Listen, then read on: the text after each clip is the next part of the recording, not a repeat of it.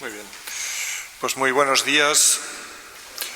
Vamos a empezar la segunda sesión y vamos a alterar un poco el programa que teníamos previsto.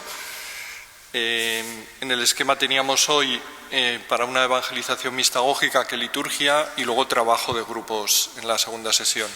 Bueno, en lugar de eso vamos a posponer los grupos para el último día, cuando haya, digamos, más materia que poder dialogar, que poder hablar sobre ella, y entonces pasaremos en el segundo bloque como a la primera charla de mañana.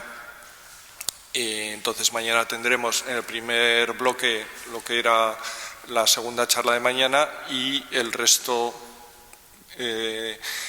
la parte final de mañana podemos tener, yo os propongo y luego os daré algunas preguntas para que vayáis pensando durante el día, más o menos la mitad del tiempo grupo, un poco que dialoguéis y habléis entre vosotros, pues unos 40 minutos más o menos, media hora larga, y luego el resto del tiempo pues un poco diálogo entre todos, bueno, pues preguntas que tengáis, cosas que surjan en los grupos y así.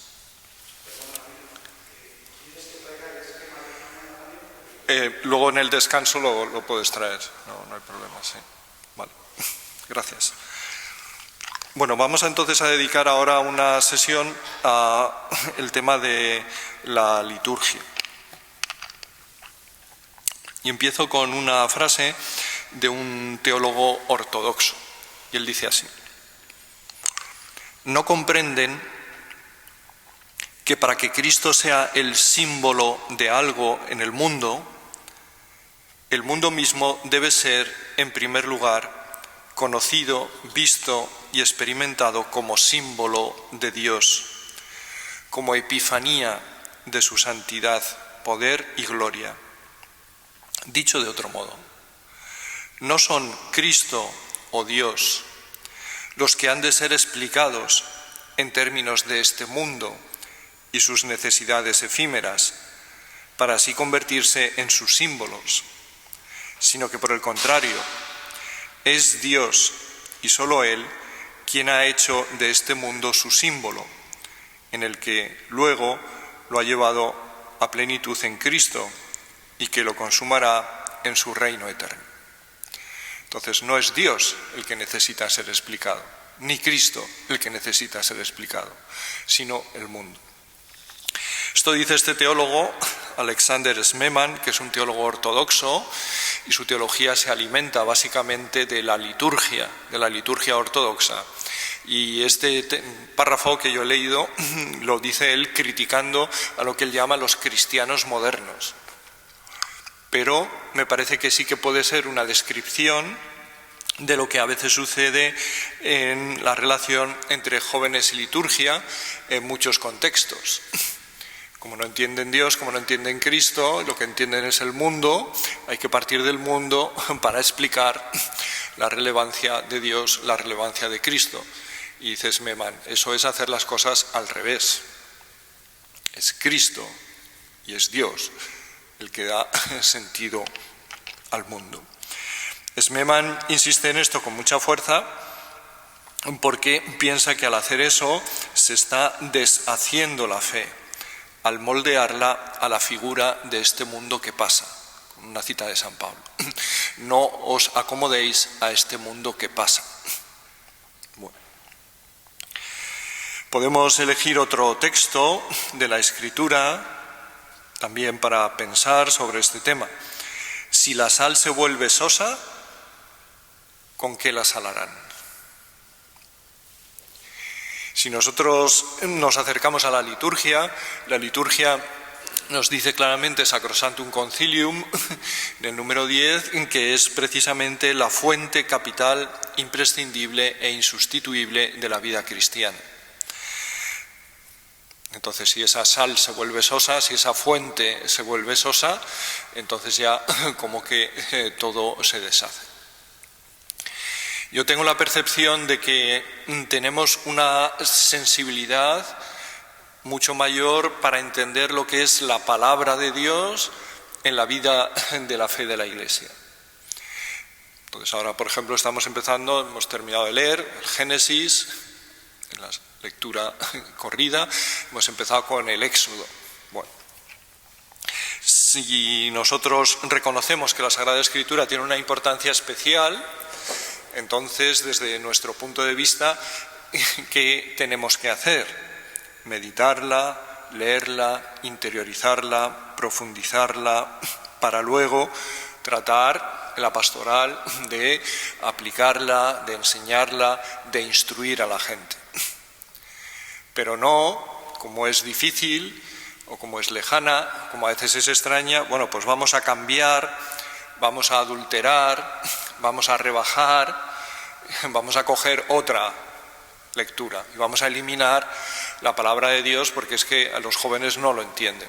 Entonces eliminamos de un plumazo la Biblia. No, sino que el pastoralista tiene una doble tarea. Primero, meditar, conocer, estudiar, comprender la palabra de Dios con la mayor profundidad posible. Entonces a eso también hay que dedicar tiempo, hay que dedicar estudio, hay que dedicar espacio, reflexión, para luego transmitirla. Pero transmitir esa palabra, no otra que a mí se me ocurra o que yo piense, bueno, es que esto es más fácil o es que esto es más sencillo. Bueno, entonces, aunque también se dan casos en que la gente cambia la palabra y dice, chavales, no entienden la palabra de Dios, voy a contar otra cosa, cuento una historia, un cuentecillo, lo que sea, les entretengo y así no se me van, pero no les hablo de la palabra de Dios. ¿Qué sucede con la liturgia? Que esto lo tenemos menos asimilado. Nosotros tenemos dos fuentes muy principales de nuestra fe: la Sagrada Escritura, palabra de Dios, y la liturgia, la celebración de nuestra fe. Y sin embargo somos más proclives a decir, bueno, como esto no lo entienden, o no les entra o no encaja, bueno, pues vamos a cambiar, vamos a modificar, vamos a adaptar, vamos a simplificar, vamos a sustituir. Bueno, no tiene más relevancia de lo que parece cuando hacemos esto, porque la liturgia es el ámbito por antonomasia en el que el Dios Santo y Trino acontece en su misterio para nuestra vida y nuestra salvación. De tal manera que si yo adultero, cambio, modifico, me invento la liturgia, ¿puedo seguir estando seguro que aquí acontece el Dios Trino y Santo para mi salvación? Igual que si yo cambio y modifico la palabra de Dios y cojo otra historieta, ¿puedo decir al final esto es palabra de Dios? Sabiendo que esa palabra es una palabra cualificada que alimenta, que sostiene la fe, que es sedimento de esa revelación de ese Dios que se quiere dar a conocer. Bueno, entonces tenemos aquí, digamos, como una relación distinta con la palabra y con la liturgia, mientras que la liturgia tiene un gran significado. De lo cual me parece a mí que nos aparecen algunas pistas. Primera pista, todos necesitamos una formación litúrgica, todos, los pastoralistas y luego también para los chavales en la pastoral juvenil. Resulta imprescindible una iniciación a la liturgia. Y esto es lo que en la época de los padres de la Iglesia llamaban la mistagogía. En la liturgia se celebra el misterio de Dios, iniciarse en el misterio, introducirse en el misterio, eso es el arte de la mistagogía. Y en tercer lugar, en los sucedáneos litúrgicos no hay ninguna garantía de que vaya a acontecer el misterio. Bueno, situados más o menos ya así, en esta obertura, lo que está en juego es que acontezca o no acontezca el misterio y entonces el misterio nos toque y nos transforme y nos alimente. Voy a ofrecer primero un marco general más amplio, luego una serie de frentes, después algunas sugerencias y, si tenemos pistas, algunas líneas para evangelizar, siguiendo el esquema que tenéis ahí. Bueno. El marco en general en que nos situamos es la fractura general entre fe y sacramentos. Bueno, entonces esta es una situación que se da en nuestra época, que está bastante generalizada. Yo estuve en el último quinquenio de la Comisión Teológica Internacional y el grupo en el que yo estuve trabajando trabajó precisamente este tema de la fractura, fe y sacramentos. El documento que sacamos no habla de fractura, sino de reciprocidad. La reciprocidad entre fe y sacramentos en la economía sacramental. Bueno, ese documento está publicado, lo tenéis publicado en la BAC y lo tenéis también en la página web del Vaticano si lo queréis leer. Pero bueno, hemos estado 6 años dándole vueltas a esta cuestión y tratando de ofrecer también algunas pistas para sanar esa fractura. Bueno, esa fractura fe y sacramentos es uno de los grandes problemas que se da hoy en día. No voy a tratar de demostrar, porque cualquiera que tenga experiencia pues ve que hay gente que dice, no, yo sí que tengo fe. Bueno, entonces ¿tienes práctica sacramental? Bueno, no tiene nada que ver. Una cosa es que yo tenga fe y otra cosa es que vaya a misa todos los domingos. Bueno. O hay gente que viene y demanda los sacramentos. Digo, bueno, pero entonces usted es una persona creyente, practicante. No, lo que pasa es que si un día yo quiero comulgar, o si yo un día de repente quiero bautizar a mis hijos, o si yo quiero que hagan la primera comunión, porque eso me va a implicar a mí el resto de mi vida. Bueno, entonces se da gente que tiene fe y no practica los sacramentos y gente que practica los sacramentos y no tiene fe. Entonces se da una ruptura entre fe y sacramentos. Bueno. Esto tiene una gran importancia desde el punto de vista de la fe nuestra, especialmente la fe católica, la fe cristiana en general, pero más todavía la fe católica, porque, por lo menos yo he llegado a la convicción de que justamente en los sacramentos son lugares de cristalización, donde todo lo que va bien en la Iglesia cristaliza en los sacramentos, y todo lo que va mal cristaliza también en la celebración sacramental. De tal manera que si nosotros observamos una asamblea que está celebrando litúrgicamente los sacramentos, pues entonces nos da muchas pistas de cómo está la situación de la fe de esa asamblea. Bueno, se muere alguien, pues un funeral. Y entonces hay veces que el sacerdote tiene un funeral en que él lo hace todo. Él saluda y él se autorresponde y él dice ahora nos ponemos de pie y ahora dice y ahora nos sentamos y ahora vamos a escuchar las lecturas y ahora vamos a darnos... porque la asamblea no tiene ni idea. Ha ido a un acto social que resulta que también es un acto religioso. Pero si hubiese otro modo de alguna manera pues indicar el afecto, dar el pésame, es un mero acto social, ha dejado de ser un acto religioso. Y eso es distinto cuando uno se acerca a un sitio, a una asamblea que está celebrando y tú dices, aquí hay celebración, aquí hay asamblea, aquí se vibra y se nota y se transmite. Entonces lo que va bien y lo que va mal, bueno, entonces basta acercarse. En España y en muchos otros sitios, tú dices, voy de viaje a no sé dónde, bueno, pues me voy a acercar, voy a ir esta tarde a misa a la catedral, y entonces basta con ir un día cualquiera, esta tarde. ¿Cuántos jóvenes hay o no hay? Pues ya vemos cómo está la situación, jóvenes y fe en San Sebastián. No hace falta hacer estudios, bueno, a lo mejor hay una parroquia por ahí suelta de unos que, pues que sí consiguen que vayan unos cuantos. Pero la situación de la diócesis se ve. Si hay o no hay.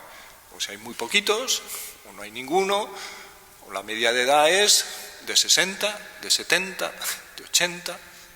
Bueno, entonces ahí cristaliza la situación que se esté viviendo. Por eso es un icono donde hemos dicho ayer, hablando más en general, no, los jóvenes tienen una religión, los que tienen religión desinstitucionalizada, o tienen una religiosidad sin ritos. Bueno, pues aquí se ve. Asistes a una celebración y aquí se ve. Entonces, siguiendo un estudio de la Fundación Santa María, yo ayer me referí al último, Jóvenes 2021, este artículo yo lo preparé antes para una revista pastoral juvenil, Misión Joven, aquí recojo lo que decían, este artículo está publicado en el año 18, lo que decían en un estudio del año 17. no hay mucha diferencia del 17 que publicaron al 20 que hicieron el otro estudio. Sacando algunas cuestiones que brotan del mundo juvenil y sobre todo del modo de darse la creencia religiosa en el mundo juvenil, y vamos a repetir cosas que salieron ayer porque es una creencia posmoderna, es una creencia líquida, etc. Y en esto se parece muchísimo a la de los adultos. En el libro Teología de Ojos Abiertos, uno de los capítulos es descripción del modo de darse la creencia religiosa en los países occidentales. Pues coincide, los adultos coinciden mucho con los jóvenes. Y el libro otro, La mística de Jesús, también la primera parte es un poco sobre lo mismo y también coincide mucho lo de los jóvenes con los adultos. Bueno, entonces algunas palabras clave para irnos situando e ir viendo los retos que tenemos en el campo general de la pastoral juvenil y en el campo específico jóvenes y liturgia. Un primer punto que está claro es la secularización. Entonces, los estudios de sociología religiosa hablan de secularización, pero ya lo hacen, hace unos años hablaban solo de secularización. ¿Qué es lo que está sucediendo? Secularización.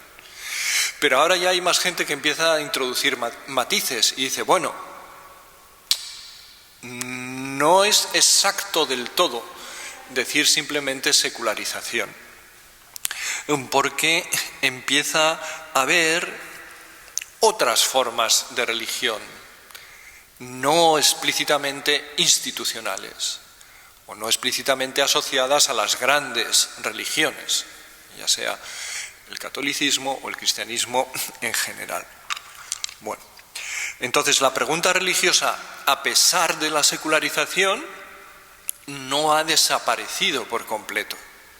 La gente no participa en los sacramentos, no participa en las iglesias, pero no se ha quitado de la cabeza la pregunta religiosa. La pregunta religiosa se mantiene. Se mantiene con distancia a la iglesia, con desconocimiento de la fe, con ignorancia de la liturgia, pero se mantiene, porque hay una sed religiosa. Y sobre todo hay una sed, decíamos ayer, y los estudios en los que yo me baso hoy también lo rubrican, hay sobre todo una sed de espiritualidad. Y entonces hay lo que llaman formas silvestres, o ayer decíamos hibridación o bricolaje. Hay formas silvestres de religión, porque esa sed de espiritualidad sí que se da.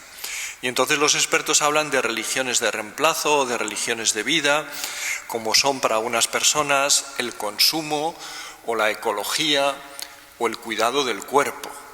Bueno, entonces hay gente que dedica muchísima atención al cuerpo. Si os fijáis en los anuncios, yo veo muy poco la televisión, hay en cantidad enorme. Un amigo mío dice culto al cuerpo. Desde gimnasio, cremas, nutrición, todo lo que hace que estés bien, que te sientas bien, que estés a gusto con tu cuerpo, que estés contento con él, que lo cuides. Bueno, cantidad enorme de cosas y una industria grande. Desde el gimnasio, a las peluquerías, a las cuestiones de estética, a todos los tipos de cremas que hay. Basta ir a uno de estos grandes supermercados y entras ahí en la parte de perfumería, bueno, pues tienes ahí estanterías enormes de cremas distintas para todas las distintas cosas para tener bien el cuerpo. Bueno. Entonces, si hay una demanda de espiritualidad, lo mismo que dije ayer, aquí tenemos una oportunidad. No será fácil, pero hay una oportunidad de responder a esa demanda de espiritualidad. La segunda característica de los jóvenes es el individualismo y la privatización. Ya decíamos ayer, decía otro sociólogo, los jóvenes son sociófobos, alérgicos a pertenencia a colectivos. Bueno. Sin embargo, si nosotros nos fijamos en la liturgia cristiana tiene un componente eclesial fundamental. Es la liturgia de la fe de la Iglesia, no es la liturgia de mi grupo. Nosotros hacemos un grupo de amiguetes y nos inventamos la liturgia, no. Cuando participamos en la liturgia, participamos en un acto oficial de la Iglesia, que está reglado, que está estructurado, tiene sus ciertos márgenes de adaptación, de cambio, pero es un acto radicalmente eclesial. Esto choca con ese individualismo de los jóvenes y con esa privatización de la fe. Nos dice este autor, con su estudio Jóvenes y Religión, la religión deja de ser vista incluso por los propios creyentes como algo social en todas las acepciones de la palabra y pasa a ser algo privado. Mi fe es mía, yo me las arreglo con Dios. Y usted no me tiene que decir ahora si yo me tengo que poner de pie, me tengo que poner de rodillas, o tengo que ir a esta hora, o tengo que reunirme a rezar con esta gente. El 77% de los jóvenes que se declaran muy buenos católicos o católicos practicantes dice: sin la Iglesia puedo creer en Dios. Entonces, para mi fe, no necesito a la Iglesia, tampoco necesito a la liturgia. La Iglesia para nosotros es madre de la fe, que nos educa en la fe. Una de las funciones de la liturgia es que tiene un carácter pedagógico de introducirnos en el misterio. Pero los jóvenes dicen: yo no necesito a la Iglesia, no necesito tampoco la liturgia de la Iglesia. Una tercera característica es que los jóvenes funcionan mucho más por experimentación que por integración en una institución. Javier Elzo, que tiene muchos estudios sobre los jóvenes y religión, hace dos afirmaciones fundamentales. Dice que en relación con la Iglesia se da un divorcio asimétrico y distante entre los jóvenes y la Iglesia. La Iglesia busca a los jóvenes, pero los jóvenes no buscan a la Iglesia. Un divorcio asimétrico. Y dice también: la distinción entre la dimensión institucional de lo religioso y la dimensión experiencia sigue siendo central y atraviesa la religiosidad juvenil española y de gran parte de Europa occidental. Los jóvenes quieren experimentar, cambiar, innovar, modificar. Y sin embargo la liturgia, una de sus características es que es constante, se repite, se reitera. Entonces, no tenemos un día una misa de una manera y al día siguiente la misa es de otra manera, y cada vez que tenemos misa, digamos, vamos cambiando el rito, sino que el rito se repite, el rito es constante. Y sin embargo, los jóvenes lo que les gusta es experimentar, modificar, cambiar, la novedad, lo nuevo, lo distinto, cada día una cosa distinta. Los jóvenes buscan lo religioso a través de la experimentación no reglada, a través del ensayo y a través de la novedad constante. Entonces, no tienen antenas para percibir la importancia y la riqueza de un rito que, digamos, se ha decantado por la experiencia en la historia con una gran sabiduría. Al contrario, piensan que si hay normas fijas de celebración, de alguna manera se está coartando mi libertad, están castrando mi personalidad, ¿no? Me están metiendo como en una jaula y me están impidiendo ser libre. Piensan que todo lo que es institucional no es auténtico. Para que una cosa sea auténtica tiene que ser muy personal, muy inventada por mí, muy hecha por mí a mi medida. Bueno. En cuarto lugar, la desconfianza ante la institución eclesial. Bueno, dos afirmaciones que recojo de estos estudios dicen así: la Iglesia como institución apenas tiene predicamento como agente de socialización entre los jóvenes, y la Iglesia ocupa, al menos desde el año 94, el último puesto en la confianza entre los jóvenes. Entonces, una desacreditación tremenda de la Iglesia. Entre otras cosas, esto tiene que ver con el lenguaje que habla en la Iglesia no se entiende, tema que hemos tratado ayer. Bueno, en la liturgia nos aparece y se nos manifiestan y se hace como más evidente de los distintos aspectos de la fe, del acto de fe. Si recordáis que hablábamos ayer, en la liturgia nos aparece lo objetivo de nuestra fe. lo objetivo. Y dijimos cuando hablábamos del lenguaje, no es lo mejor, no parece lo mejor empezar por lo más objetivo, sino por aquello que a ellos les puede abrir una vía desde su subjetividad para desde ahí reconducirlos. Pero en la liturgia tenemos la objetividad. La Iglesia celebra su fe, que es a la vez nuestra fe y que nosotros nos queremos incorporar, nos queremos sumar a esa fe. Entonces la liturgia tiene una gran función pedagógica. Yo creo regular, pero si me sumo a la fe eclesial, entonces voy creciendo, voy creyendo mejor, voy entrando más, con más pureza, con más claridad, con más nitidez dentro del misterio de Dios, que no es lo que a mí se me ocurre, sino lo que Dios revela, que la Iglesia conserva, que la Iglesia transmite. Bueno, entonces tenemos aquí un problema porque los jóvenes, digamos, se afincan más en su fe subjetiva, fides qua, y rechazan o son renuentes o tienen muchas pegas, muchas dificultades con la fides que, con la objetividad de la fe.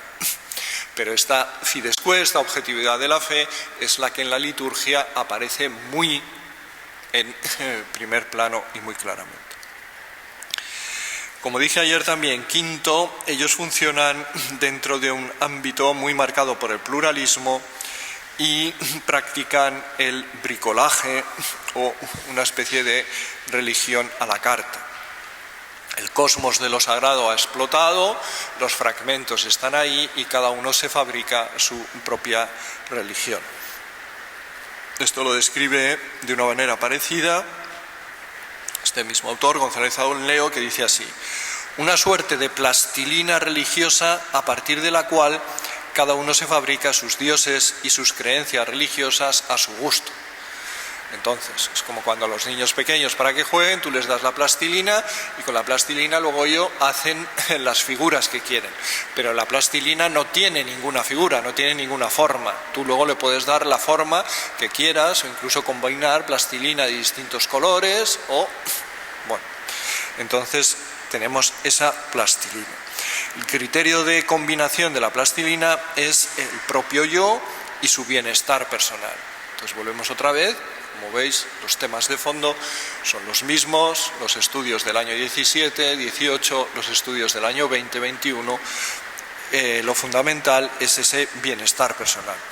Entonces, la liturgia, que es la celebración objetiva de la fe de la Iglesia, que a nosotros se nos propone para acercarnos al misterio santo de Dios y que ese misterio acontezca y que irrumpa en nuestras vidas y las transforme, a los jóvenes no les interesa, lo que les interesa es su subjetividad. Entonces, ¿cómo valoro yo si la liturgia va bien o va mal? Si soy un joven, ¿me ha gustado? No me ha gustado. ¿Me he sentido bien? No me he sentido bien. Entonces es lo que a mí subjetivamente me haya generado, eso es lo importante. Desde el punto de vista de la fe cristiana, lo importante en la liturgia, si genera cosas subjetivamente, está muy bien, nada en contra.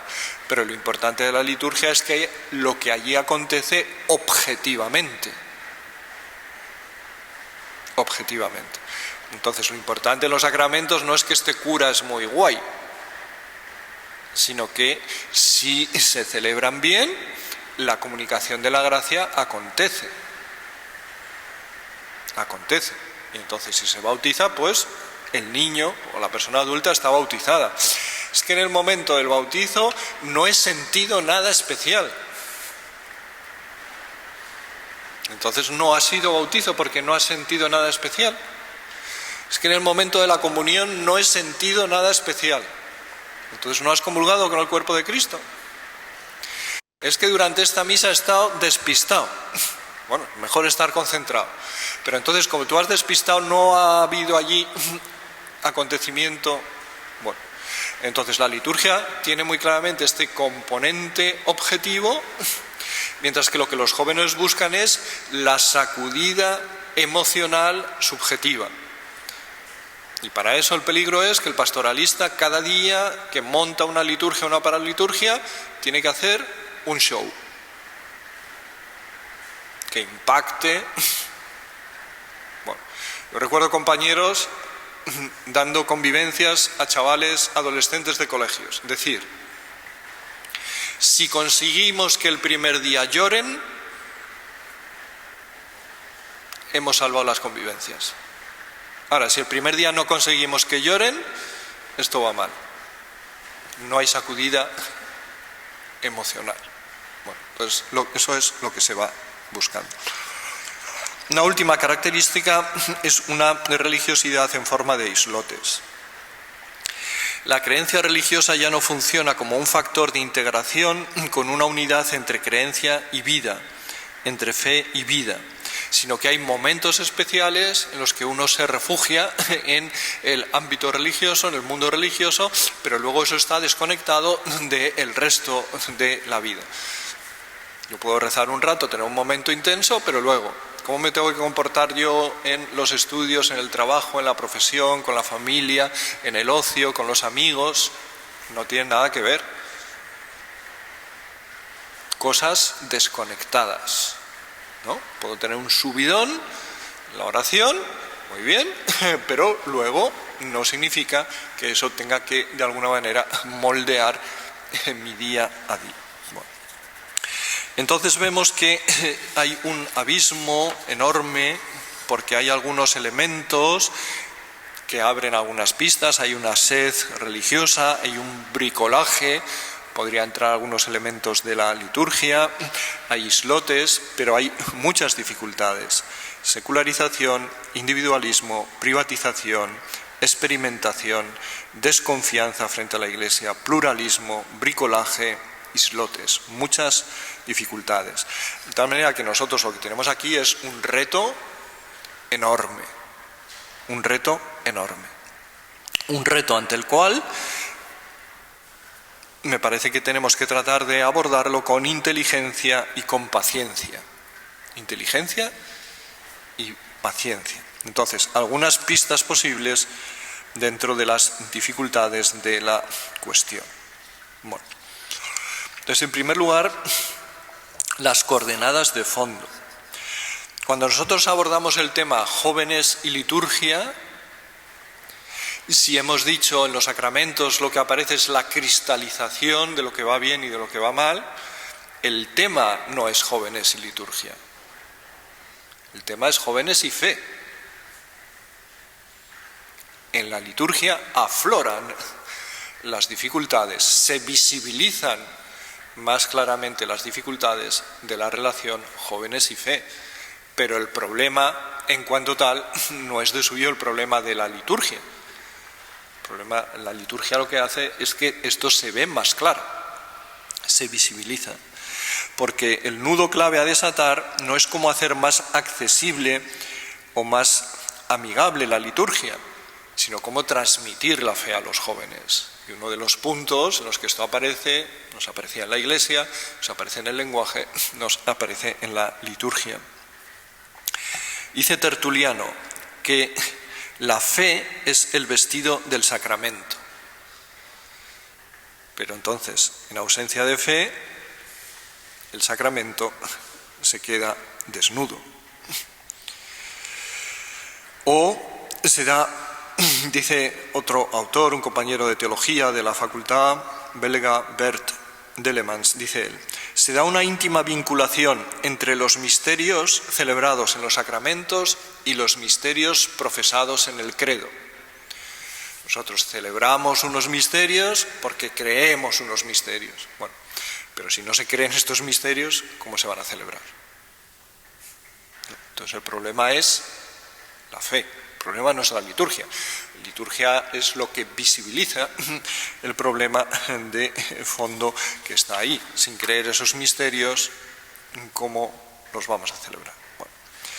Entonces, algunos presupuestos para vivir la liturgia y ver si de aquí surgen alguna posibilidad de algunas pistas.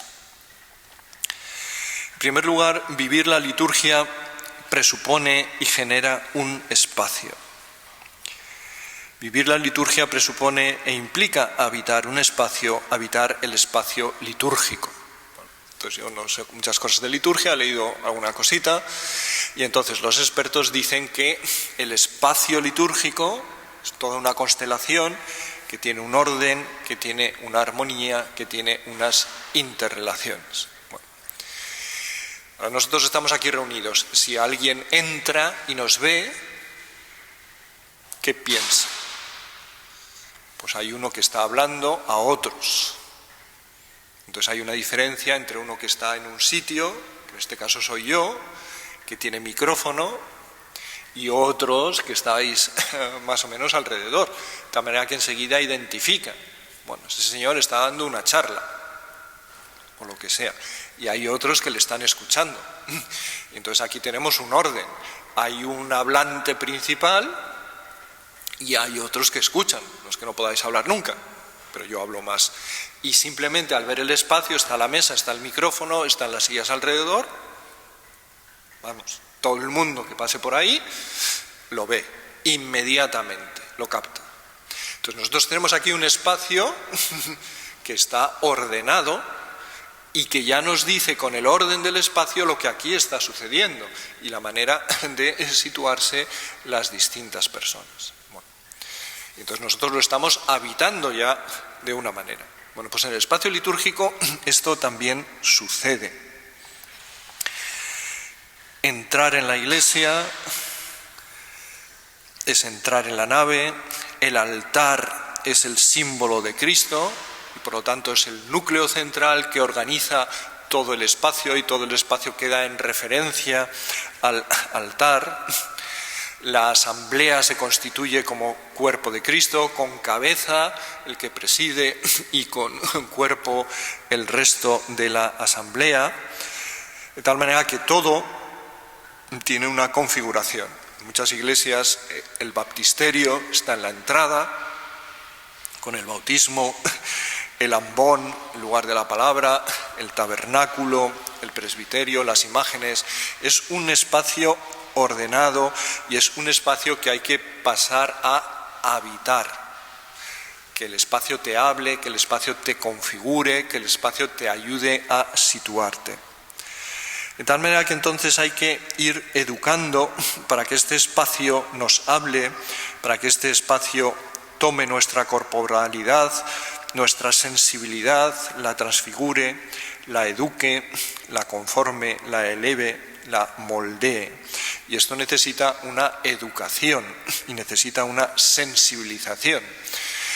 Para esto que es tan importante en el espacio litúrgico, y es que ya no solamente funciona la cabeza, sino mi modo de situarme, mi modo de relacionarme, mi corporalidad, mi sensibilidad, el oído, el olfato, el cuerpo, todo entra aquí cuando esto es un espacio sacramental. Bueno, entonces yo creo que aquí nosotros, los católicos en general, hace años, desde el concilio, de esto teníamos más. Y hemos tenido un poco de ramplonería y hemos ido perdiendo. Cuando yo era pequeño me decían, al pasar por delante de una iglesia hay que santiguarse. Y al entrar en la iglesia lo primero era tomar del agua bendita y hacer una genuflexión. Bueno, entonces era un sitio especial. Mis compañeros de Manresa, donde estuvo San Ignacio, hay un centro de espiritualidad y han decidido montar una capilla interreligiosa. Bueno, entonces en esta capilla no se puede entrar calzado, nadie. Porque ante el misterio uno se descalza. La fenomenología de la religión nos dice que la irrupción del misterio supone un cambio ontológico. ¿Cómo se marca esto corporalmente? Porque te descalzas. Este tipo de cosas, que son muy educativas, las hemos perdido. ¿Cómo entras en la iglesia? De cualquier manera. Entonces nosotros tenemos chavales, nuestros colegios, que van a comulgar con el chicle. Entonces se quitan el chicle, comulgan y otra vez con el chicle. Qué ruptura de nivel ontológico, ni qué gaitas. ¿Qué educación de la sensibilidad? Estoy con el chicle, como estoy en el recreo, como estoy con los amiguetes, como estoy en la capilla, como... Entonces yo creo que aquí tenemos que mejorar, tenemos que hacer una educación. Un compañero que estudió liturgia, pues decía en el colegio con los chavales, dijo, bueno, cuando vamos a la capilla, ya me he hartado, todo el mundo tiene que hacer genuflexión. Porque hay que educar que aquí este es un espacio distinto. La capilla no es lo mismo que la sala multimedia, no es lo mismo que la clase, no es lo mismo que el comedor, es otra cosa distinta. Entonces yo al entrar corporalmente, y la liturgia tiene mucho que ver con esa educación, entonces me sitúo de otra manera para marcar esa ruptura de nivel ontológico. Yo creo que hemos perdido en exceso en todo lo que son gestos corporales que manifiestan la reverencia, la adoración, el recogimiento. Bueno, una de las cosas que hoy tiene mucho éxito en las propuestas de espiritualidad que busca la gente son cosas que están muy ligadas, relacionadas, orientadas hacia los sistemas o impregnadas por los sistemas de meditación oriental. Pero si tú vas a hacer algo de meditación oriental es... Para entrar en el sitio donde vamos a meditar, te descalzas y te pones de rodillas o en la forma del loto, el cuerpo. Y en silencio, por supuesto. Y todos juntos, más o menos en la misma dirección, etc. Y ahí hay una disciplina corporal que dices, yo no lo quiero hacer, encantado de la vida, a su casa. Usted se va a su casa, porque aquí o entras por esta dinámica y haces la experiencia de pasar así 2 días o 3 días o 1 día y medio o 2 días y medio siguiendo las pautas aunque no entiendas nada. Bueno, entonces estos son exigentes con las cuestiones corporales. Y yo pienso que aquí, no digo yo que nos pongamos ahora hechos unos tanibales, pero sí que nos falta educar en una sensibilidad, nos falta educar en toda esa pedagogía. Bueno, entonces después del concilio, los grupos más modernos, ¿qué es esto de levantarse, de sentarse, de arrodillarse? Ni me levanto, ni me siento, nada, todo el tiempo sentados, porque somos un grupo, porque somos amiguetes, porque somos comunidad, porque formamos comunión. Bueno, perdemos cosas. Perdemos elementos de lo que es adorar, de lo que es escuchar con reverencia. Bueno, y así nos vamos saltando unas cosas y otras. Porque segundo punto, la liturgia es un lenguaje. Y entonces vivir la liturgia implica hablar un lenguaje.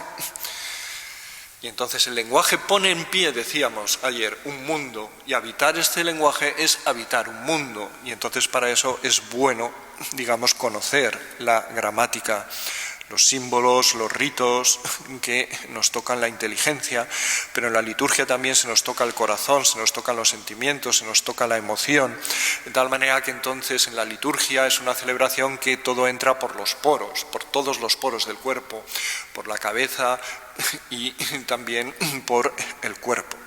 Entonces aquí las posturas corporales son muy importantes, el silencio es muy importante. Normalmente en nuestras celebraciones tenemos exceso de palabra.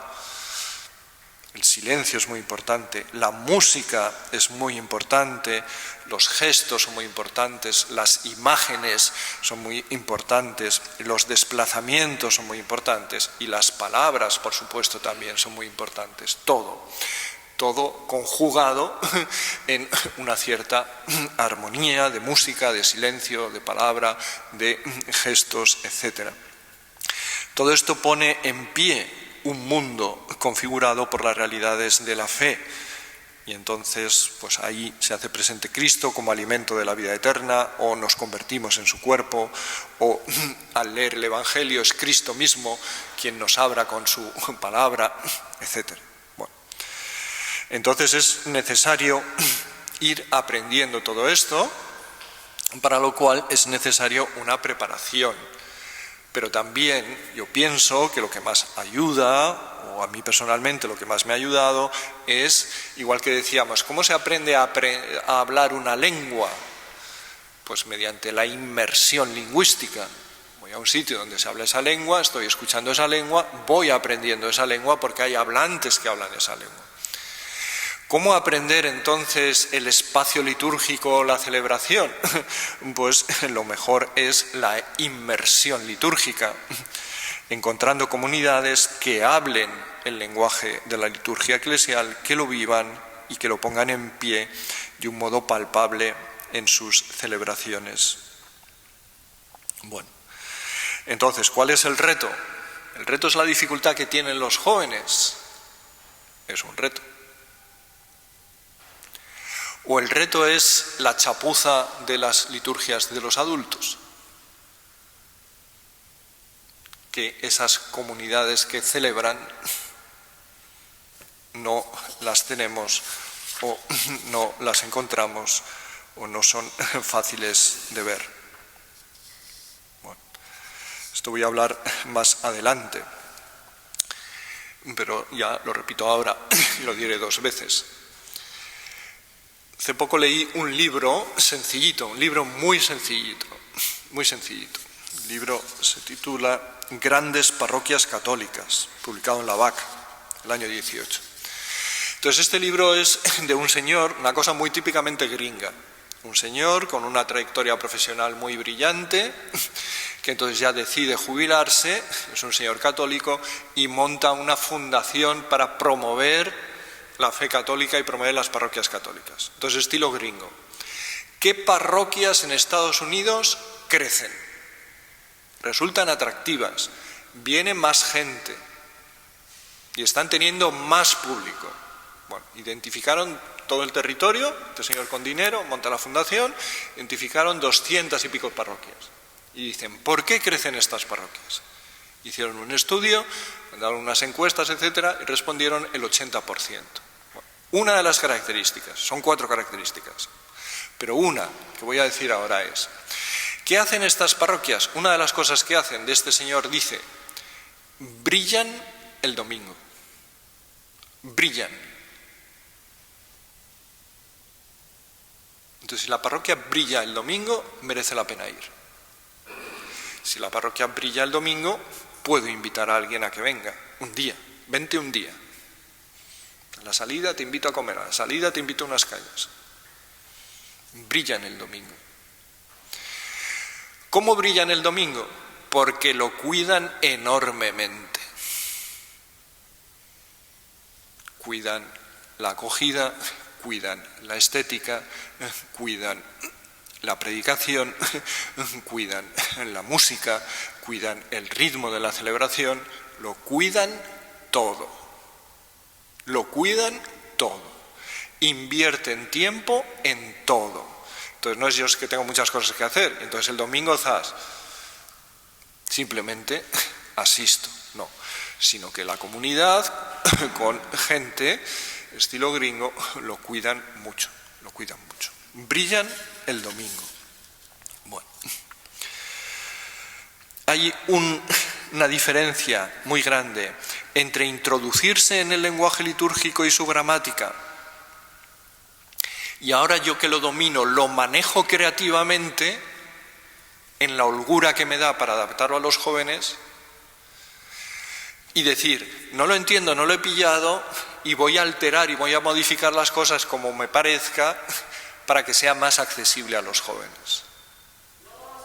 ¿Veis la diferencia? En uno es desde dentro del lenguaje y de sus posibilidades yo me adapto y en el otro es yo me invento un lenguaje nuevo y lo cambio. Bueno. Las Jornadas Mundiales de la Juventud inventan la liturgia. Si habéis estado en alguna, veréis que no. Cuidan la liturgia muchísimo para que esos miles y miles y cientos de miles de jóvenes que asisten participen en una liturgia viva. pero es la liturgia de la Iglesia, no es otra liturgia que se han inventado porque como están con jóvenes hay que hacer una cosa distinta. Entonces, en síntesis, la liturgia presupone una vida. Sin la fe y la vida de fe no se puede celebrar litúrgicamente la fe. Entonces yo creo que aquí tenemos que hacer equilibrios y tener discernimiento y luego cada uno ver en la práctica. Pero la ley general dice no sacramentalizar lo que no esté evangelizado. Y entonces yo defiendo, hay muchas posibilidades de hacer paraliturgias con los jóvenes. Y aquí la creatividad es libre. Pero no quememos lo que es la liturgia oficial. Entonces, si los jóvenes no están preparados para celebrar la liturgia oficial, no hagamos una chapuza de la liturgia oficial, hagamos paraliturgias. Y entonces, bueno, pues vamos a hacer otra cosa, vamos a hacer un rato de oración, vamos a tener una liturgia de la palabra, vamos a hacer unos símbolos de no sé qué, vamos a hacer tal. Se puede hacer muchísimo. Pero cuando vamos a celebrar oficialmente la liturgia, entonces no cambiemos las cosas. Tercer punto, los grupos que viven la liturgia. Bueno, entonces, en este estudio que os he dicho, Grandes Parroquias Católicas, este señor dice qué sucede en las parroquias que crecen en Estados Unidos. Y él identifica, el estudio que han hecho, identifican 4 características. Primera característica, dice él, un liderazgo compartido. Hay un párroco que es un buen líder, y este párroco que es un buen líder se ha rodeado de un buen equipo, y en este equipo delega, y el equipo funciona como equipo. Entonces, hay un liderazgo compartido. El párroco no lo hace todo, el párroco delega y el párroco busca gente. Entonces, esto lo hacen al estilo gringo. El estilo gringo significa que, por ejemplo, una parroquia de estas con dinero, pues quiere buscar un buen director de coro. Y se tiran 2 años buscando un buen director de coro. O quiere buscar un buen director de su pastoral juvenil. Y se tiran 1 año y medio buscando por todo Estados Unidos un buen director de pastoral juvenil, evidentemente con un buen sueldo. Bueno, nosotros esos niveles económicos no los tenemos. Pero la idea, un párroco que es un líder, que se rodea de un buen equipo y que delega, que no se mete en todo, un primer aspecto. Un segundo aspecto, en estas parroquias un discipulado y una atención a la vida espiritual de los fieles. Hay distintos programas y distintas ofertas, son parroquias grandes, son parroquias potentes, son parroquias con dinero, pero que ofrecen posibilidades de crecimiento espiritual adaptadas a los fieles, con cosas presenciales y cosas online. Entonces, por ejemplo, si uno quiere tener familias jóvenes, no puede pretender que pueden estar cada 2 por 3 en la parroquia porque tienen que estar con los críos. Entonces, ¿qué combinación se hace entre oferta online y oferta presencial? Con mucha presencia de la Biblia, pero crecimiento espiritual de los fieles. ¿Qué estamos ofreciendo para el crecimiento espiritual de los fieles? Hemos dicho, hay sed de espiritualidad. Entonces, ¿qué ofrece la parroquia para que crezca, para que se cultive, para que esta gente de la parroquia que está enganchada y que dice, bueno, pues aquí se me están respondiendo, yo se lo puedo proponer a un amigo, a un familiar, a un compañero o compañera de trabajo, que entonces crece? Tercer lugar, como he dicho, brilla el domingo. Todos se cuidan. La acogida, la música, la ambientación, la oferta para los niños, la predicación, la estética de la celebración, la salida, todo se cuida. Y evidentemente una de las cosas que en Estados Unidos es impensable que no haya es música. Imposible. Toda celebración dominical tendrá un coro más grande, tendrá un coro más pequeño, pero música. Por el poco tiempo que estuve allí, una vez fui a misa en la parroquia de Harvard, yo estuve un tiempo estudiando, bueno, pues tiene un coro como de 70, 80, una parroquia además de mucho dinero. Luego te piden una parroquia en el Exterra Radio de Boston que vaya a sustituir un día al cura para la misa en español, la misa hispana, la misa de segunda categoría, pues 5 o 6 personas en el coro con sus instrumentos que antes han ensayado. ¿Por qué? Entonces la música es fundamental. Rezar y cantar ayuda. Cantar ayuda mucho a rezar. que haya una música buena, cambia la celebración completamente. De una celebración a palo seco a una celebración con música y que la asamblea se sume y que la asamblea cante, entonces la asamblea celebra, la asamblea se involucra, la asamblea se expresa, no solamente están ahí como unos muermos a ver si la homilía fue más o menos. Bueno, entonces esto es fundamental. Última característica de estas parroquias es que hacen una evangelización, ofrecen una evangelización intencional. Cómo atraer a los alejados, cómo hacer que se queden los visitantes esporádicos, qué les ofrecemos, qué les damos, qué les puede interesar. Bueno. Entonces, lo que recalco es esto de que brillan el domingo. Bueno. Yo hace mucho tiempo estuve, antes de entrar en la compañía, hace más de 40 años, estuve en Tessé. Bueno. Entonces, una de las cosas que me impresionó en Tessé es que cuidan enormemente el momento de oración. Música, por supuesto, muy cuidada. Ambientación del espacio, muy cuidado.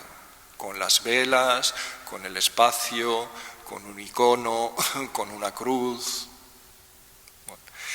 Los monjes, que son los que llevan la oración, con toda parsimonia, sus gestos corporales, de reverencias, de solemnidad, de adoración, de respeto, y eso ayuda a generar un clima en el que uno luego se puede sumar. Bueno,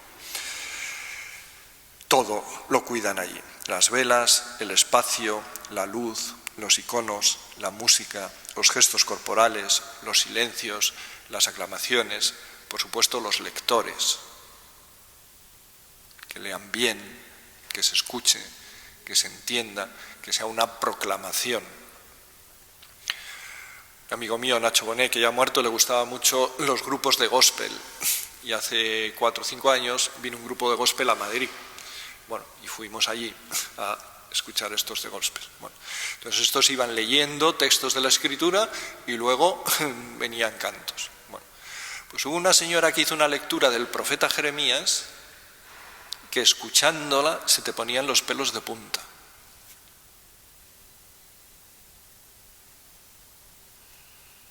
Bueno, una lectura que te perfora. Y una lectura de un texto que has leído miles de veces. Pero leídos así y de esta manera por esta señora, ¡pua!, se te ponen los pelos de punta. Bueno, entonces, todo lo que se cuide ayuda. Y todo lo que sea chapuza, pues es un desastre. ¿Cuál es entonces el reto? El reto es iniciar. Iniciar en la fe. El reto es iniciar en la liturgia.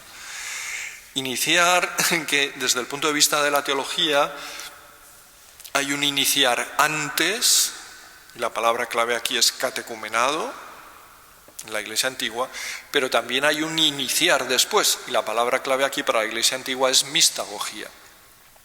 La Iglesia antigua se iban preparando a los catecúmenos, entonces los catecúmenos en la vigilia pascual recibían el bautismo, recibían la confirmación, la primera Eucaristía, y después seguían las catequesis mistagógicas, y tradicionalmente seguían todos los días durante una semana. ¿Pero qué nos dice eso a nosotros? Nosotros nos dice que hay un catecumenado antes y hay un catecumenado después, que no basta con decir, bueno, ya hemos conseguido que estos muchachos lleguen a la confirmación. Porque lo que sucede en la mayoría de las parroquias es que el día de la confirmación funciona como el día de la graduación en la universidad. Entonces, ya tengo el título y entonces ya no vuelvo más. Bueno, entonces necesitamos esta educación, esta iniciación. Me parece a mí que necesitamos también recuperar algo de la disciplina del arcano de la Iglesia antigua. La Iglesia antigua decían, los misterios, aquellos que no están preparados, no los pueden comprender, no los pueden asimilar. y entonces no les invitamos a celebrar los misterios hasta que no estén preparados. Bueno, nosotros con los jóvenes tenemos que tener mucho roce y mucho trabajo, pero solamente llevarles a la celebración de los misterios cuando estén preparados. Y vuelvo a insistir entonces en las paraliturgias y en otro tipo de cosas. Bueno, ciertamente la chapuza no sirve ni para los adultos ni para los jóvenes. La improvisación no sirve. La manipulación arbitraria de los símbolos litúrgicos no sirve. La sustitución de los símbolos litúrgicos por otros no sirve. El sentido de la celebración, desde mi punto de vista por lo menos, no es que el sacerdote es aquí el showman, porque la liturgia no es un show en el que el protagonista es el que preside. El protagonista es nuestro Señor que se hace presente, no el presidente. Y la gente se hace excesivamente dependiente del presidente, entonces no va a ser capaz de seguir celebrando su fe en el momento que le quiten a este párroco. Bueno, eso no es una buena educación en la fe. Entonces, algunas líneas o algunas cuestiones en 5 minutos más. Bueno. ¿Cuál es el problema de fondo? El problema de fondo es que el subsuelo cultural en el que se mueven nuestros contemporáneos y nosotros también en una gran parte ha dejado de ser cristiano. Esto es lo que yo presento más en estos 2 libros que os he dicho. La cultura que nosotros habitamos, la cultura posmoderna, no es una cultura cristiana, no es una cultura que genere cristianismo, pero esa cultura es la que nos informa por dentro y la que va moldeando nuestra identidad, nuestros deseos, nuestros anhelos, nuestras maneras de entendernos, lo que es el sentido de nosotros y también de los jóvenes. De tal manera que entonces tenemos que tener cuidado con el éxito pastoral. No todo éxito pastoral de números es un éxito pastoral de evangelización. No está seguro. Porque si yo ofrezco algo que a los jóvenes les va, a lo mejor me vienen. Tengo número. Pero si a eso que me vienen no es cristiano, no estoy consiguiendo el objetivo. Entonces aquí tenemos que tener discernimiento y tenemos que tener cuidado.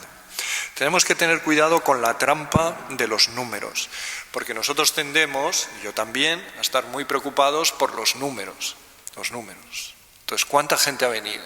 Cuando yo vuelva a Madrid me dirán, bueno, has tenido el curso y tal, ¿qué tal por San Sebastián? Ah, muy bien, yo he oído y tal, pero, bueno, ¿y qué tal el curso? No, el curso bien. ¿Y cuánta gente? Enseguida me van a preguntar. O vosotros, ¿qué has hecho el martes? No, pues está aquí. ¿Y cuánta gente estabais? Los números. Bueno, si nosotros nos fijamos en puntos centrales de nuestra fe, podemos tratar de darle la vuelta a la cosa y decir, ¿cómo piensa nuestro Dios en los números? Entonces, cuando Dios quiere intervenir y quiere entrar en la historia, busca una persona, María, que diga un sí completo y total. Ese sí de una persona completo y total cambia la historia. Y ese sí completo y total después de su Hijo Jesucristo en la cruz cambia la historia. Entonces son 2, pero hasta el fondo, y sin reservas. No el total de la humanidad. El sí de María cambia la historia, y el sí de Jesús en Getsemaní cambia la historia. Entonces Dios va buscando esas personas que responden hasta el fondo, con una colaboración plena y restricta e incondicional. Por lo tanto, hay toda una teología desde el punto de vista de Dios del resto de Israel. Yo os hablaba ayer de ser sacramento para los jóvenes, y eso tiene mucha densidad y tiene mucho significado. Bueno, pero es que no me hacen ni caso. Bueno, ojalá te hagan caso. Y a todos nos gusta que nos hagan caso. Y si yo voy y me dicen, ¿cuánta gente ha habido? Pues una docena. Bueno, pero si hubiese dicho, no, ha habido 500 personas, pues hombre, te quedas mucho más. Pero no es eso lo más importante, no es eso el centro, no es eso el centro, sino que a Dios le bastan estos pocos para hacer su obra. Aunque luego la Iglesia católica nunca ha sido partidaria del catarismo, de poner condiciones muy perfectas para todo el mundo, aquí solamente los puros y los demás fuera. Sin embargo, no deberíamos estar obsesionados por los números, sino tendríamos que mirar más la calidad de la identidad cristiana verdadera. A mí me impresionó mucho un estudio que leí ya hace tiempo sobre el siglo II. Y entonces ahí se dice, un gran especialista, Simonetti, dice, la Iglesia en el siglo II vivía una situación doble.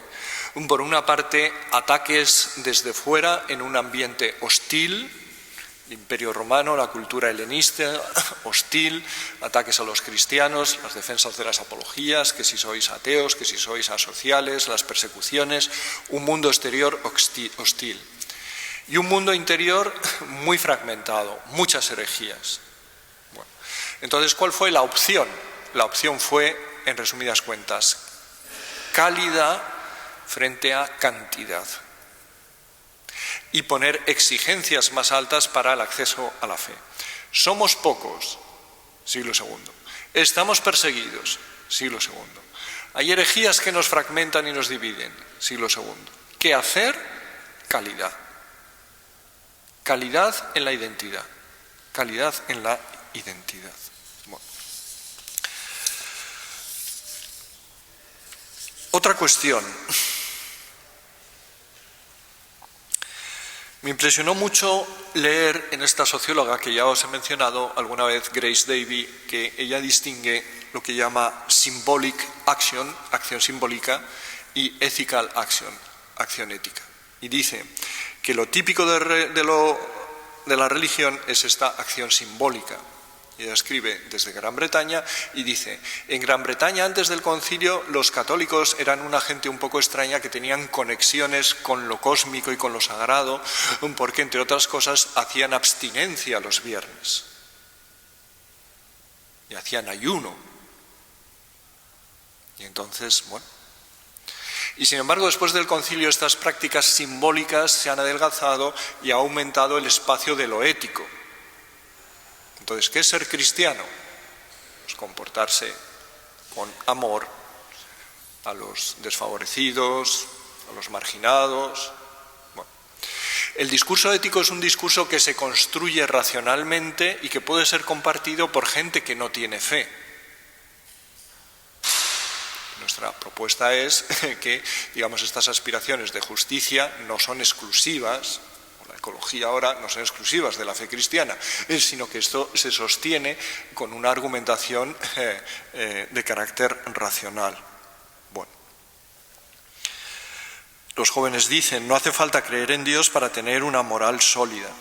Bueno, nosotros hemos estado ofreciendo la justicia y la ética como el mascarón de proa en el anuncio de la fe y la estrategia evangelizadora, por lo menos en la compañía de Jesús.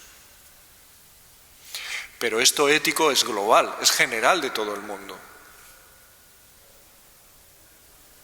Y pierdes ese aspecto de lo simbólico, de esa conexión con Dios, con lo sagrado. Y a mí me parece que entonces aquí tenemos que modificar. Lo que más resiste también entre los jóvenes y más gente atrae es la religiosidad popular. La religiosidad popular, este elemento de lo simbólico, está más presente. A lo mejor hay que reforzar, aunque ya lo han hecho en muchos sitios, lo ético, pero lo simbólico está más presente y está más actuante. Bueno. Entonces a mí me parece que aquí tenemos pistas en esos campos, o todo lo que ocurre en el Camino de Santiago. En el Camino de Santiago hay de todo. Hay gente que va buscando, hay gente que es creyente, hay gente que es de otras religiones, hay gente que es agnóstica. Bueno, pero ahí pueden suceder cosas en esa búsqueda y en ese camino. Entonces, jóvenes y liturgia, un tema que toca todos los perfiles, que hay que tener cuidado con no sacramentalizar rápidamente lo que no está evangelizado, pero también hay que tener cuidado con despreciar lo sacramental. Entonces, en un estudio importante que tiene uno que fue compañero en la Comisión Teológica Internacional, Menke, él dice y demuestra con estudios, cuando baja la práctica sacramental, todo lo que tiene que ver con la fe baja. Baja el conocimiento de la doctrina, baja la coherencia con la moral, baja la oración, todo baja. Y entonces, volvemos a lo que dije antes, es un punto de cristalización. Lo que va bien y en qué medida va bien, lo que va mal y en qué medida va mal. Entonces nosotros no podemos hacer chapuzas con la liturgia, tampoco elevar unas barreras de tal manera que aquí o está la comunidad superperfecta para poder celebrar, o entonces no podemos celebrar nunca nada. Si baja la práctica sacramental, todo lo que tiene que ver con el ámbito de la fe, entonces baja. Si sube la práctica sacramental, todo lo que tiene que ver también con el ámbito de la fe, pues correlativamente también sube. De tal manera que en este terreno tenemos muchos elementos que están en juego.